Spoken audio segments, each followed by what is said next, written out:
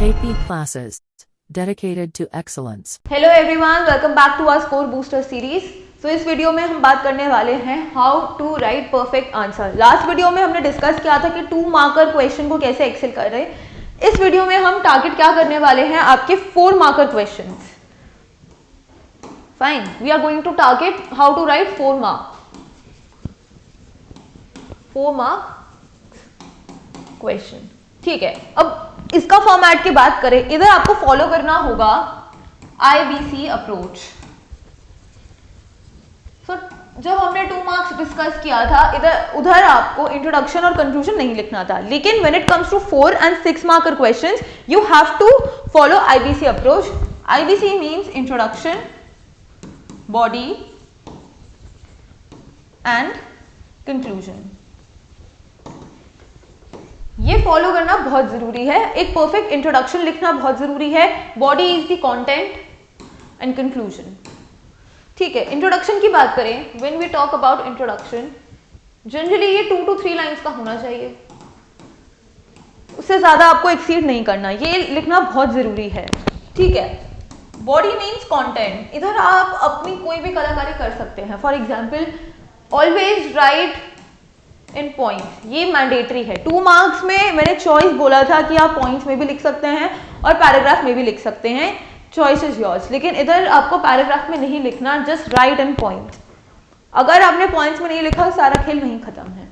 ठीक है, इधर you can make flow charts and diagrams, ये बनाना ना भूले, लेकिन ये नहीं कि जबरदस्ती बना रहे हो, पॉइंट्स में लिख रहे हो। फॉर एग्जाम्पल क्वेश्चन है what are the consequences of globalisation, तो इंट्रोडक्शन में क्या लिखोगे, the following are the consequences of globalisation. फिर फ्लो चार्ट बनाना, इकोनॉमिक, पॉलिटिकल, कल्चरल, सोशल। ठीक है, तो ये क्या हो गया, फ्लो चार्ट हो गया। And then write in points, economic क्या है, पॉलिटिकल क्या है, कल्चरल क्या है। ठीक है, देन सेकेंड आ जाता है यूज ऑफ सब हेडिंग्स।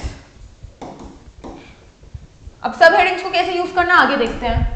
जब हम क्वेश्चन सॉल्व करेंगे तो ये दोनों चीजें बहुत ज्यादा इंपॉर्टेंट है कि आप सारे आंसर्स को पॉइंट्स में लिखें और क्या यूज करें, appropriate headings and sub headings use करें। Then comes underlining of keywords and mentioning of keywords. Underline your what, keywords.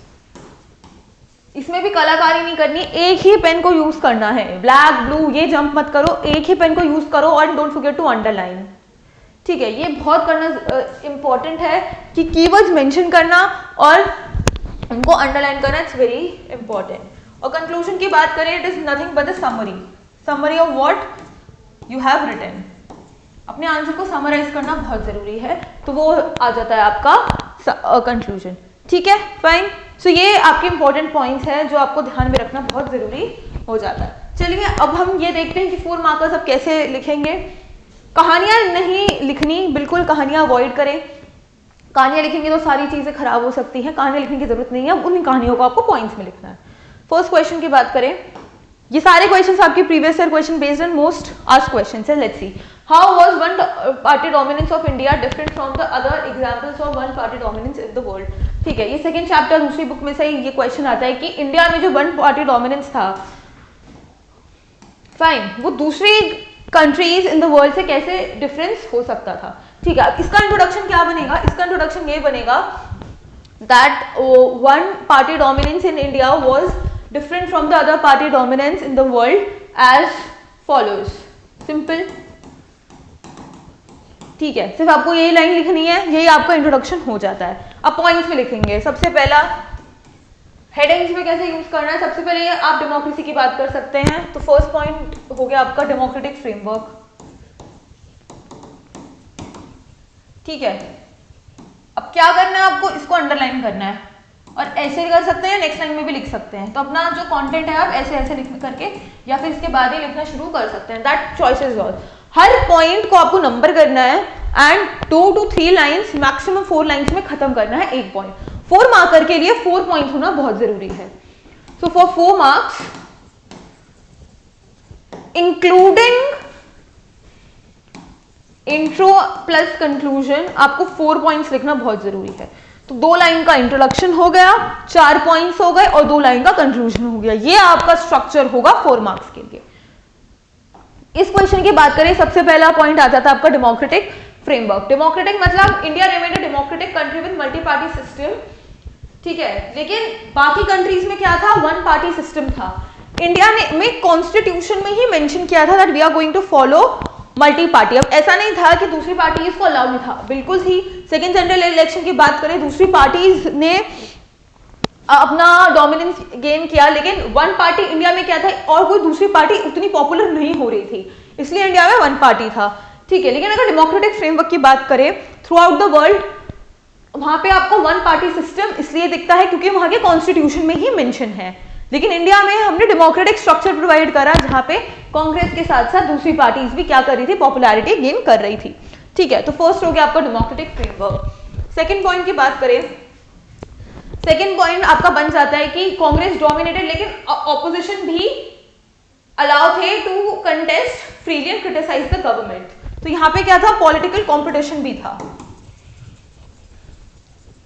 Whereas other countries they didn't had political competition क्योंकि उनके कॉन्स्टिट्यूशन में ही मेंशन था। So here in India other opposition parties they were free and fair to contest to criticize the government, ठीक है। तो यहाँ पे क्रिटिसिज्म भी अलाउ था, constructive criticism was allowed in India as well। Third आ जाता है पब्लिक सपोर्ट। पब्लिक सपोर्ट की बात करें, कांग्रेस और अदर पार्टी को पब्लिक सपोर्ट मिला, whereas in the rest of the world वहां पे पब्लिक सपोर्ट कहीं ना कहीं क्या हो रहा था, मुश्किल हो रहा था, क्योंकि अगेन वो पार्टी की जगह डिक्टेटरशिप पोर्ट्रे कर रहे थे, वो डिक्टेटर्स बन रहे थे, इसलिए other rest of the countries को वो सपोर्ट नहीं मिला, लेकिन यहाँ पे सपोर्ट मिल गया, ठीक है। तो दे हैड पब्लिक सपोर्ट।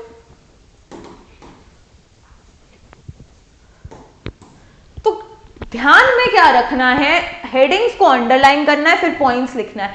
अगर आपको हेडिंग नहीं मिल रही, ठीक है, आपसे सब हेडिंग्स नहीं बन रही, तो डोंट वरी, आप नॉर्मल अपना आंसर लिख सकते हैं एंड देन आप अंडरलाइन कर सकते हैं। लेकिन अगर आपकी हेडिंग्स बन रही है, आपकी वोकैब अच्छी है, then try to write the headings and then write in point, ठीक है। और लास्ट पॉइंट क्या बन सकता है, लास्ट पॉइंट बन सकता है यहाँ पे change of power. Change of power की ऐसा नहीं था कि कांग्रेस की डिक्टेटरशिप थी, अगर वो हारती तो दूसरी पार्टीज भी उस टाइम पे रूल कर सकती थी, ठीक है। अब कंक्लूजन में क्या लिखेंगे, India one party dominance operated with democratic system. एक ही आपको कंक्लूजन लिखना है, एक ही बात पे फोकस करना है दैट इंडिया का वन पार्टी सिस्टम, इंडिया का वन पार्टी डोमिनेंस डेमोक्रेटिक था, लेकिन रेस्ट ऑफ द वर्ल्ड का डेमोक्रेटिक नहीं था। तो ये आप कंक्लूजन में ऐड कर सकते हैं and simple 4 point introduction body conclusion के साथ साथ ये आंसर आपका क्या हो गया, कंप्लीट हो चुका है। फाइन, चलिए नेक्स्ट क्वेश्चन पे बढ़ते हैं। Okay, do you agree with the statement that foreign policy of independent India pursued the dream of peaceful world? Support your answer with any 3 suitable arguments। Right, so in questions like these जिसमें आपका statement पूछ रहे हैं कि that आप agree कर रहे हैं, डिसएग्री कर रहे हैं, so according to these questions हमेशा अपना आंसर स्टार्ट करें in my opinion. In my opinion comma, always start your answer with in my opinion, ठीक है। Then you should write that I agree with the fact that India's foreign policy has pursued a dream of a peaceful world, या I disagree that blah blah blah blah blah, ठीक है। लेकिन ये 3 words लिखना बहुत जरूरी है, that in my opinion etc etc etc। तो यही आपका क्या हो जाता है इंट्रोडक्शन, that I agree और I disagree और I disagree, और फिर ये पूरी लाइन आप कॉपी कर दीजिए, फिर आप अपना पॉइंट्स बनाना शुरू करिए, ठीक है। तो अगर आप अग्री कर रहे हैं तो मोस्टली इसका आंसर क्या होगा, यस, इंडिया की जो फॉरेन पॉलिसी थी वो हमेशा पीसफुल वर्ल्ड में हमेशा फोकस कर रही थी। पहला क्या है, आर्टिकल 51 ऑफ कॉन्स्टिट्यूशन, जिसमें मेंशन है, हमारे डीपीएसपी में मेंशन है, it is a part of DPSP, it is mention that we are going to promote international peace and international relations. उसमें स्पेसिफिकली हमारे डीपीएसपी में मेंशन है, ठीक है। तो जब कॉन्स्टिट्यूशन बना था तो वो विजन था that we are to promote international peace, हमें इंटरनेशनल पीस नेगोशिएशन सबको क्या करना है, प्रमोट करना है। तो आर्टिकल 51 ऑफ द कॉन्स्टिट्यूशन आपका मेन फोकस होना चाहिए। देन आ जाता है आपका second policy of NAM, non alignment movement, जिसका काम क्या था, दोनों ही पावर ब्लॉक्स को ना ज्वाइन करके एक इंडिपेंडेंट मूवमेंट खड़ा करना, ठीक है, ड्यूरिंग द कोल्ड वॉर। और ये क्या करता है, प्रमोट किया peaceful coexistence among the nation, peaceful coexistence among the nation. So NAM का जो आइडियोलॉजी थी वो ये था कि दोनों सुपर पावर्स को आपको क्या करना है, ज्वाइन नहीं करना, लेकिन एक इंडिपेंडेंट राह पे चलना है, ठीक है, न्यूट्रल नहीं बोलूंगी, एक इंडिपेंडेंट राह पे चलना है, ताकि आप क्या कर सके, peaceful coexistence amongst the nation, उसको क्या कर सके, आप प्रमोट कर सके, ठीक है। सो आर्टिकल 51 हमारे डेमोक्रेसी में लिखा है, हमारे कॉन्स्टिट्यूशन में लिखा है कि हमें इंटरनेशनल पीस को क्या करना है, प्रमोट करना है, सपोर्ट करना है, नेगोशिएट करना है, ठीक है। नेक्स्ट आ जाता है आपका, इंडिया ने कॉन्स्टेंटली न्यूक्लियर डिसआर्मामेंट को सपोर्ट करा, सो support for डिसआर्मामेंट।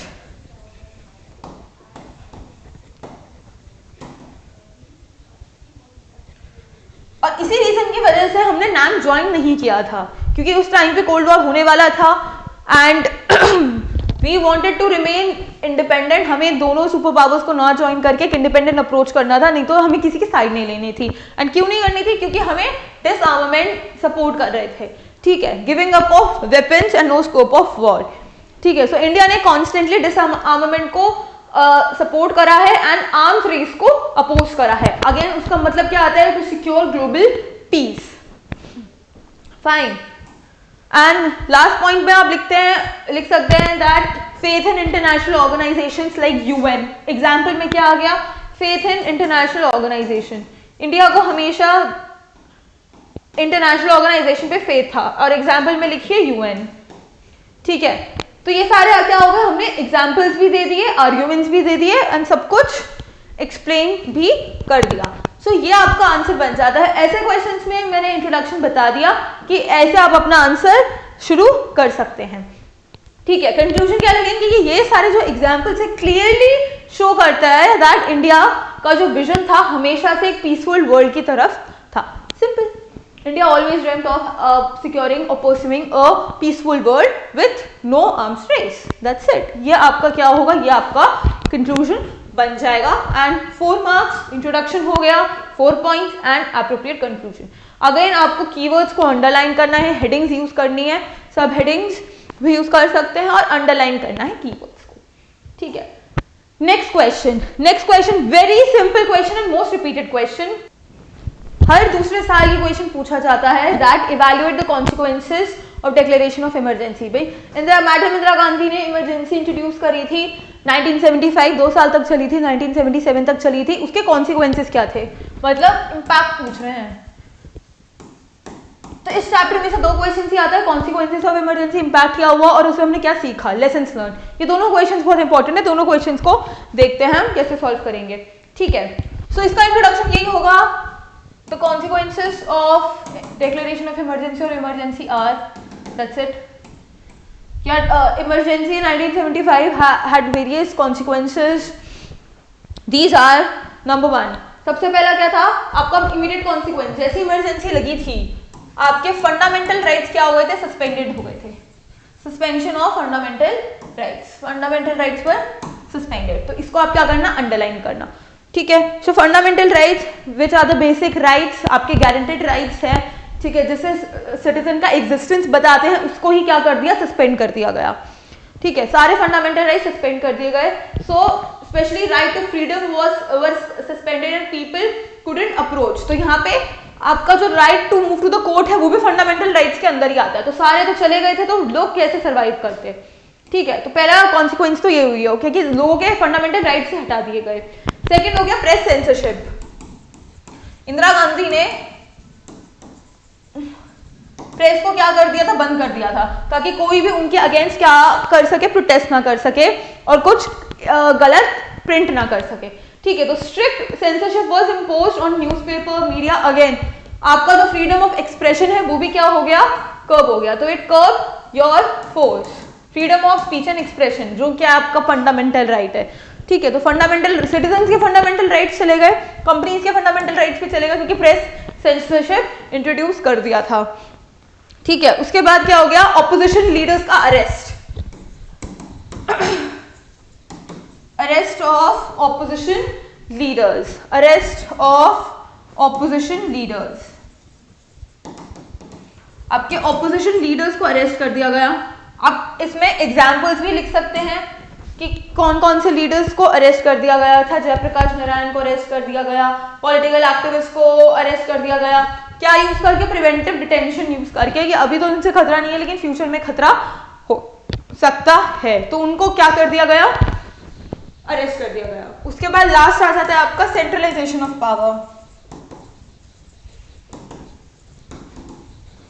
centralization of power, power was centralized, so there was no state government, कोई state government नहीं थी, only national government जो सारे decision making कर रहा था, only national government and no state government, सारा centralized हो गया था, तो democracy कहीं ना कहीं hamper हो गई थी। ठीक है, so ये भी आप conclusion में क्या लिखोगे, that these are the following are the consequences, following were the consequences of emergency, and emergency severely affected India's democratic system and people's civil liberties। ये आपका कंक्लूजन बन जाता है कि इन सारे एग्जाम्पल्स को देख के लगता है कि डेमोक्रेसी खतरे में थी और लोगों के सिविल लिबर्टीज भी खतरे में आ गई थी, क्योंकि लोग अपने फंडामेंटल राइट्स को, अपने बेसिक राइट्स को ठीक से यूज नहीं कर पा रहे थे। तो ये आपका कॉन्सिक्वेंस आ जाता है। फाइन, ठीक है। अब वही बात आ जाती है, what lessons we can draw from the feeling of alienation some part of India. ठीक है, रीजनल एस्पिरेशन से ये क्वेश्चन लिया है, ये भी मोस्ट रिपीटेड क्वेश्चन है कि हमें लेसन क्या मिलते हैं कि अगर कोई पर्टिकुलर रीजन इंडिया का एलियनेटेड फील कर रहा है तो हमें उसको कैसे टैकल करना चाहिए। ठीक है, सो इसमें क्या बनेगा, feeling of alienation in some part of India, we can draw lessons such as, number 1, सबसे पहला क्या है, फोकस करना है हमें किस पे, रीजनल आइडेंटिटी पे, रीजन की आइडेंटिटी पे फोकस करना है। We need to focus on regional identity.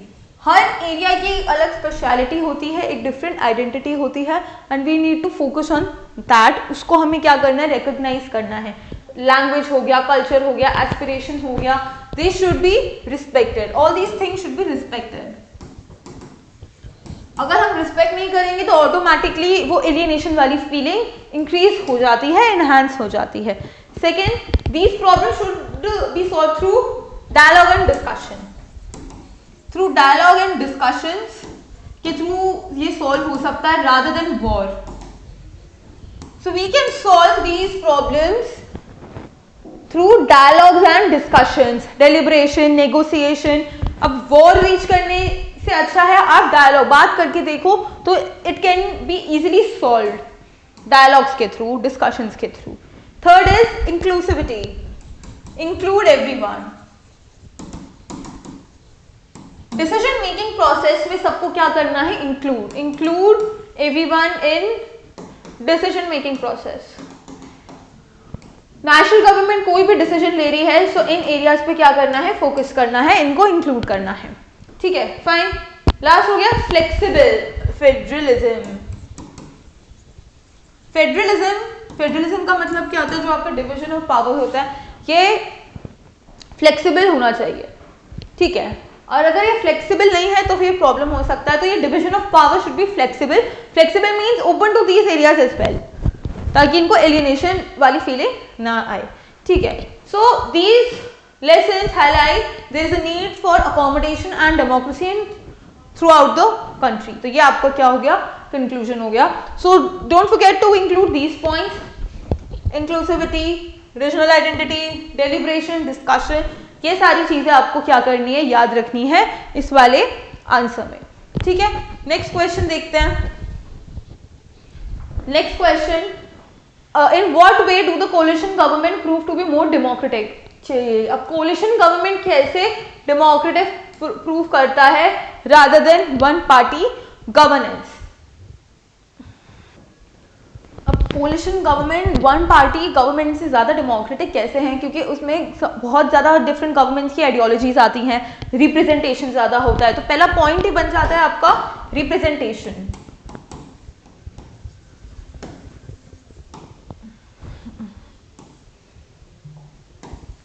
Representation, किसका रिप्रेजेंटेशन? ऑफ डाइवर्स इंटरेस्ट, ठीक है, क्योंकि बहुत सारे लोग होते हैं जिनकी डाइवर्सिटी ज़्यादा होती है, like political parties, different regions, communities, ideologies, different people have different ideologies, so उसमें एक पार्टी तक लिमिटेड नहीं रहता, तो इट इज ह्यूज डाइवर्सिटी, ठीक है, डाइवर्सिटी क्या है? ज़्यादा है, डाइवर्सिटी ज़्यादा है, तो ये क्या हो गया? Representation of diverse interest. दूसरा क्या होगा? एक कलेक्टिव डिसीजन मेकिंग, इतनी डाइवर्सिटी के बाद भी ऐसा डिसीजन बन जाता है जो सबके लिए क्या है? फेवरेबल है। कलेक्टिव डिसीजन मेकिंग, ठीक है, वो सारी कम्युनिटीज के क्या होता है? सबका कलेक्टिव डिसीजन मेकिंग बन जाता है, ठीक है, और इसमें अथॉरिटेरियनिज्म, डिक्टेटरशिप के चांसेस कम हो जाते हैं, ठीक, क्योंकि एक सिंगल पार्टी नहीं है, मल्टीपल पार्टीज हैं, तो किसी भी एक पार्टी का डोमिनेंस ज्यादा नहीं होता, ठीक है, और इसी के साथ साथ क्या होती है? अकाउंटेबिलिटी भी ज्यादा होती है। जितने भी कोलिशन हैं ये क्या है? ये अकाउंटेबल है, किसकी अकाउंटेबल है? इन्हीं डाइवर्स ग्रुप्स के।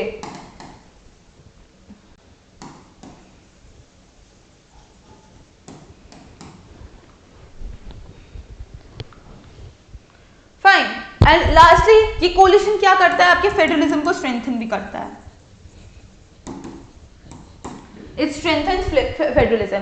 जहां पे ऐसे क्वेश्चंस आते हैं ना, जहां पे रीजनल डाइवर्सिटी होती है, ठीक है, सिंगल पार्टी मल्टीपल पार्टीज वाला, उसमें आप फेडरलिज्म का पॉइंट इंक्लूड करेंगे तो एग्जामिनर पे बहुत अच्छा इंप्रेशन पड़ता है, क्योंकि federalism is all about division of powers, और डिवीजन ऑफ पावर्स को एक साथ लेके यही काम होता है आपके फेडरलिज्म का, ठीक है। तो फेडरलिज्म क्या है? स्ट्रेंथन हो रहा है, क्योंकि रीजनल पार्टीज, जो स्टेट लेवल पार्टीज हैं, ये क्या कर रही हैं? अपने रीजनल एस्पिरेशंस को अकोमोडेट भी कर रही हैं। So that's why coalition government जो स्टेट और नेशनल लेवल दोनों पे अवेलेबल है, वो ज्यादा डेमोक्रेटिक हो जाते हैं वन पार्टीज, क्योंकि इसमें लेसर चांस है किसका? डिक्टेटरशिप का। तो एक पॉइंट आप और भी ऐड कर सकते हैं, लेस चांस ऑफ डिक्टेटरशिप। इन 5 में से कोई भी 4 लिख सकते हैं, लेस चांस ऑफ डिक्टेटरशिप,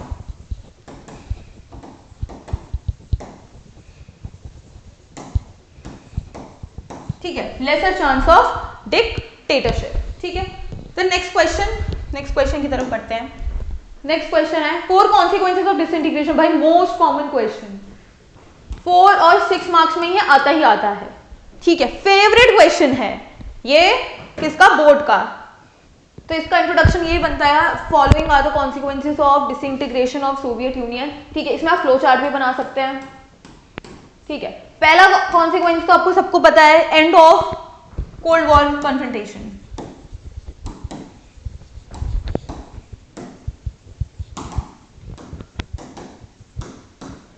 सबको पता है भाई। सबसे पहले तो कोल्ड वॉर कन्फ्रंटेशन क्या हो गया था? खत्म हो गया था। Mark the end of the cold war, ये प्लीज मेरी राइटिंग को एक्सक्यूज कर देना।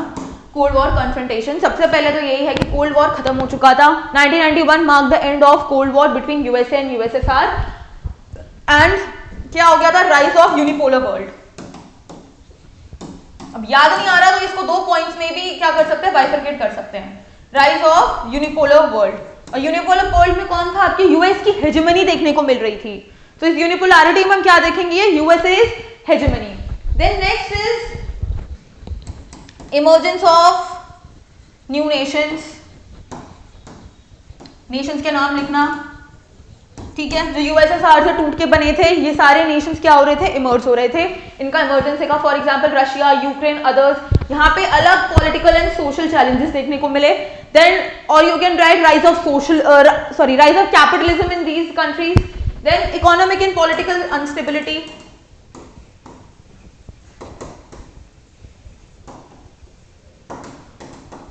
क्योंकि इनको क्या हो रहा था? पॉलिसीज अडैप्ट करने में, कैपिटलिस्ट पॉलिसीज अडैप्ट करने में क्या हो रही थी? प्रॉब्लम हो रही थी, ठीक है। तो इसकी वजह से यहाँ पे क्या हो गया? इकोनॉमिक पॉलिटिकल अनस्टेबिलिटी आ गई, एंड वॉर हो जाता है आपका। तजाकिस्तान में सिविल वॉर होता है, ठीक है। रशिया को ही बैक और ट्रैक आने में 10 ईयर्स लग जाते हैं, ठीक है।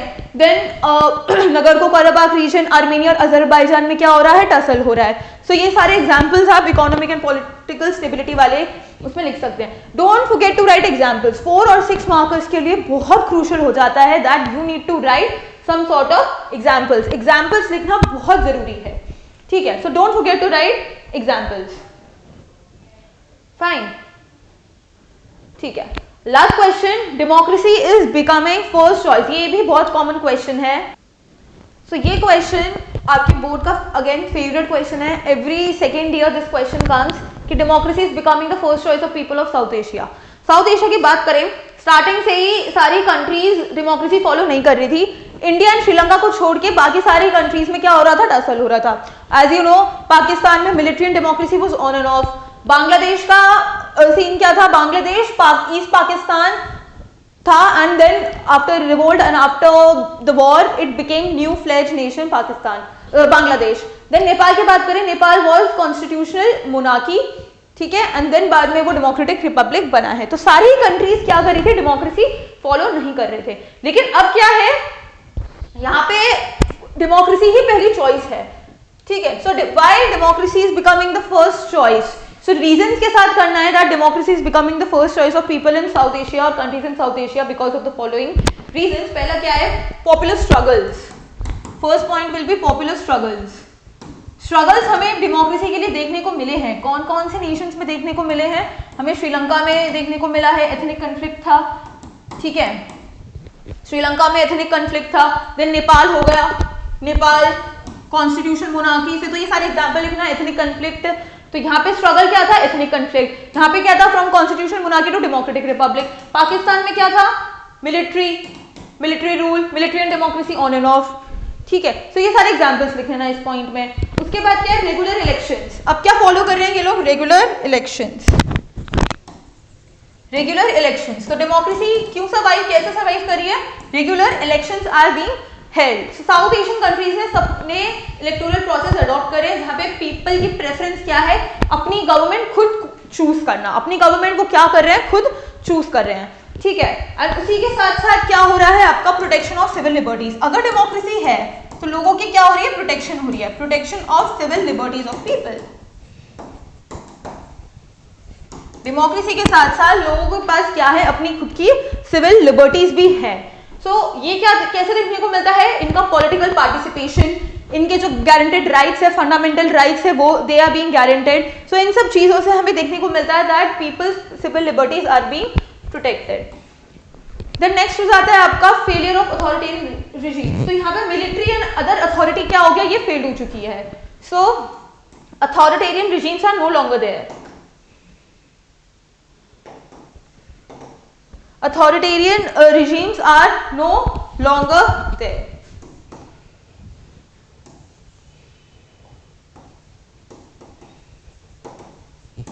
Authoritarian regimes are no longer there.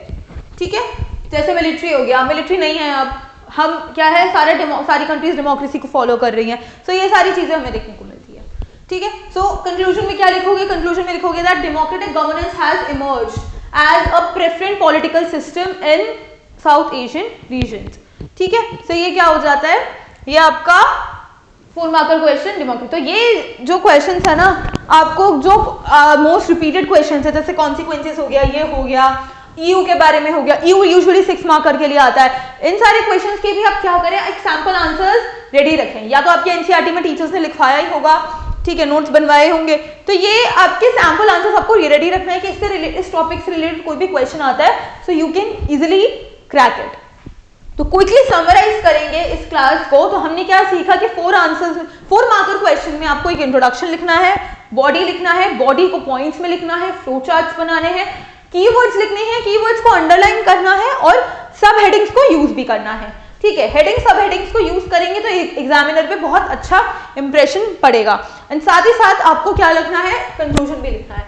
So from 4 marker question and 6 marker question you need to follow IBC approach. यहाँ पे आपको आईबीसी अप्रोच फॉलो करना बहुत जरूरी हो जाता है कि आप 2-3 लाइन में इंट्रोडक्शन लिखें, फिर बॉडी लिखे, फिर कंक्लूजन लिखे। एंड मिस्टेक्स आपको क्या अवॉइड करनी है कि लंबी कहानियां नहीं लिखनी, जितनी लंबी कहानियां लिखेंगे उतनी क्या होगी, प्रॉब्लम हो जाएगी। सो लंबी कहानियों को क्या करें, आप अवॉइड करें, ठीक है। हेडिंग्स यूज करना जरूरी हो जाता है, क्योंकि अगर आप एक एप्रोप्रिएट हेडिंग बना लेंगे, ठीक है, तो आपको एक्सप्लेन करने में ज्यादा इजी हो जाएगा। सो जितनी अच्छी आप हेडिंग बनाएंगे उतना अच्छा आप एक्सप्लेनेशन क्या कर सकते हैं, प्रोवाइड कर सकते हैं। So thank you so much everyone, I will see you in the next lecture. Next lecture में we are going to discuss how to write 6 marker question. ठीक है, तो नेक्स्ट लेक्चर में हम पूरे 6 मार्कर के क्वेश्चंस देखेंगे and again we are going to discuss the previous year question. Previous year के बेसिस पे ही we are going to write that 6 marker question को आप कैसे इजीली टैकल कर सके। So thank you. KP classes dedicated to excellence.